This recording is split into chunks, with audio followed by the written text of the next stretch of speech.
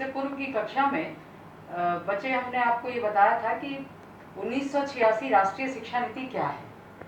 तो चूँकि online zoom app का क्लासेस था, कनेक्टिविटी का बहुत सा प्रॉब्लम था बहुत सारे बच्चों को, तो बच्चों ने रिक्वेस्ट किया कि इस चैप्टर को फिर से मुझे बताने के लिए वीडियो लेक्चर के माध्यम से। तो मैं आपको ये बताऊं कि आज़ादी के बाद सबसे बड़ा जो परिवर्तन था वो शिक्षा के क्षेत्र में था, इसलिए क्योंकि पूरी शासन व्यवस्था को सुचारू रूप से संचालित करने के लिए सबसे महत्वपूर्ण भूमिका शिक्षा का ही होता है।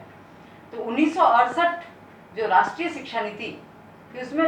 10+2+3 जैसा कि हमने आपको बताया था कि त्रिभाषा सूत्र जो लागू करने के लिए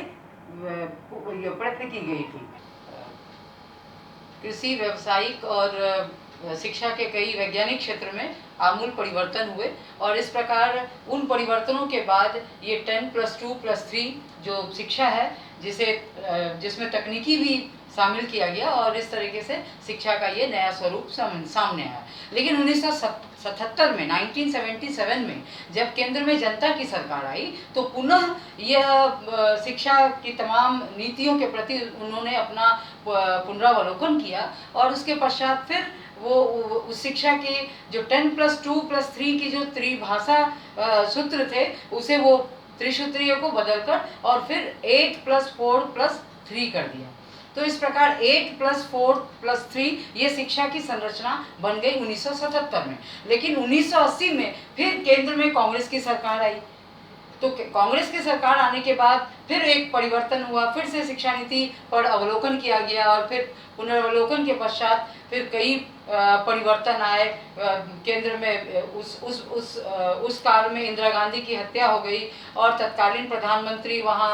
श्री राजीव गांधी बने और राजीव गांधी के आने के बाद फिर शिक्षा की इस नीति में तमाम परिवर्तनों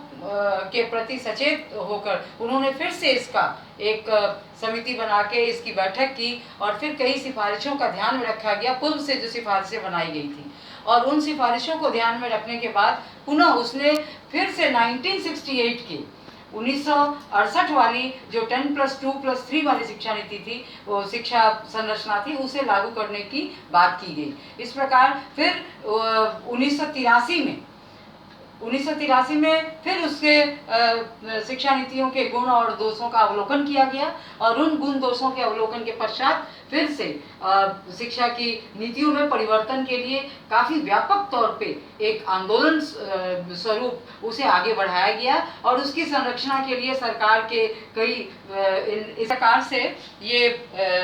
राष्ट्रीय शिक्षा नीति जो है 1986 प्रकाशन में आया और प्रकाशन आने के पश्चात नई शिक्षा नीति जो बनी और इसके व्यापक स्तर पे जो आंदोलन हुए और उसके पश्चात इस योजना को लागू करने के लिए जो कार्य योजना का दस्तावेज तैयार हुआ, उस दस्तावेज में वो जो पूर्व के सिफारिशें थे, रिकमेंडेशंस थे, वो सिफारिशें आपको मैंने ये बताया है कई बार कि जब भी कोई बड़े बड़े परिवर्तन की आवश्यकता होती है या वह सामाजिक परिवर्तन हो, आर्थिक परिवर्तन हो, सांस्कृतिक परिवर्तन हो, तो इस परिवर्तन को एक सकारात्मक स्वरूप प्रदान करने के लिए शिक्षा नीति ही बहुत बड़ा आधार है जिसपे पूरे समितियों का ध्यान टिका होता है, क्योंकि शिक्षा नीति जो बनाई जाती है वह जो स्वरूप या संरचना होता है वह राष्ट्रीय विकास हेतु होता है। तो उस हेतु को रखकर नई शिक्षा नीति में जो बातें उभर कर सामने आई, जो प्रकाशन में आया,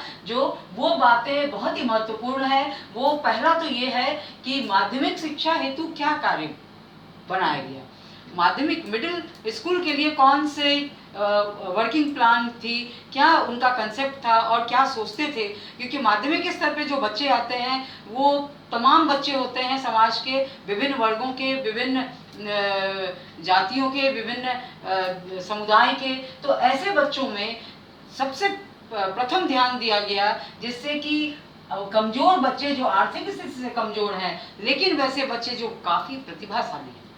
यह भी देखा गया। ऐसा नहीं कि सिर्फ आर्थिक स्थिति से कमजोर है और सभी बच्चों को हम उसकी सुविधा दे रहे हैं, नहीं, क्योंकि हम नहीं दे पाएंगे उतना। तो इसलिए यह लगा दिया गया कि आर्थिक स्थिति में कमजोर हो लेकिन वो प्रतिभावान बालक, तो जो टैलेंटेड है, जो पढ़ने वाला है, ऐसा नहीं कि जो बाद में पढ़ाई छोड़ दे, उच्छेदन की स्थिति आ जाए, ड्रॉप आउट हो जाए, तो इसलिए इसका ध्यान दिया गया कि बालकों की शैक्षिक प्रगति पर विशेष ध्यान दिया जाए वैसे बच्चों पे। दूसरा था कि माध्यमिक स्तर में कक्षा 10 के लिए एक सामान्य आधारभूत पाठ्यक्रम है। निश्चित रूप से माध्यमिक कक्षा एक ऐसा कक्षा है जहां एक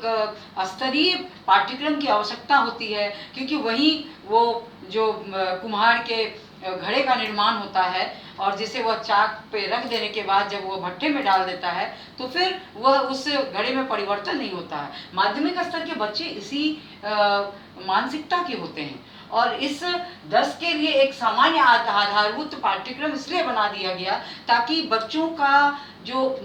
मानसिक विकास है, बौद्धिक विकास है, उस स्तर से ही ऐसा हो कि वह एक आदर्श नागरिक की स्थिति को प्राप्त कर सके, एक आदर्श देश का नागरिक बन सके। तो तीसरा जो है वो ग्रामीण क्षेत्रों में और महिलाओं के लिए सरकारी, महिलाओं के लिए आपने सुना होगा उस समय या उसके बाद आज भी चल रहे हैं प्रौढ़ शिक्षा, और या जो ग्रामीण क्षेत्रों में महिलाएं जो काम घर के घरेलू काम काजों से मुक्त हो जाती हैं और फिर उनके पास जो दोपहर का समय बचता है, उस दोपहर के समय में उन्हें व्यावसायिक रूप से प्रशिक्षित करना, ताकि वह व्यावसायिक रूप से अगर प्रशिक्षित होंगी तो अपने घरेलू कार्य के प्रति भी कुछ उद्योग, लघु उद्योग के रूप में कुछ व्यावसायिक स्किल